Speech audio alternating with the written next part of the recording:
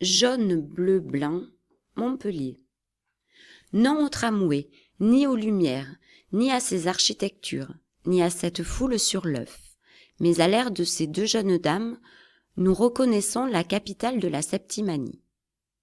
Pas de fontaine comme à Nîmes, ni de ces colliers d'eau dont se parent Narbonne et Perpignan, mais il y a les merveilleux jardins toujours verts. Le moment le plus agréable dans l'allée Cusson, de 10h du matin à midi. C'est un admirable lieu de lecture, cette allée surélevée au cœur du jardin des plantes, entre deux murs de verdure variée.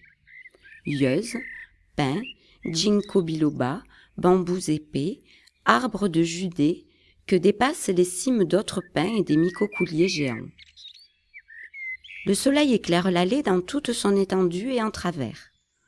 Le toit polychrome de la cathédrale reçoit la lumière de telle sorte que ses couleurs vives se voient bien.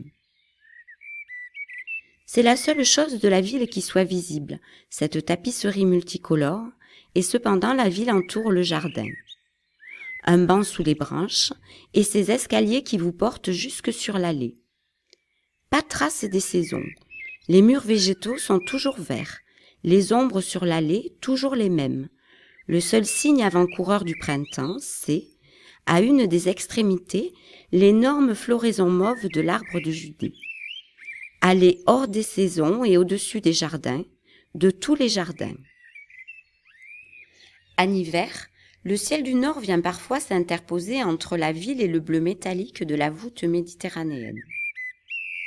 Ciel d'un gris lumineux, mais épais et profond, et abondant, laissant traîner des nuées blanchâtres sur les collines, parmi les maisons blanches à terrasses et les bosquets de chênes verts et de pins maritimes, et ces arbres très hauts, aux 1000 petits rameaux serrés les uns contre les autres, rigides, qui forment un mur épais, tandis que plus haut les grosses branches développent largement de sombres plumages, des dômes, des éventails, de longs écrans verts, insensibles au changement des saisons, et qui résistent au vent, grandiose ombrage perpétuel, curieusement inutile pendant que ce ciel demeure sur nous.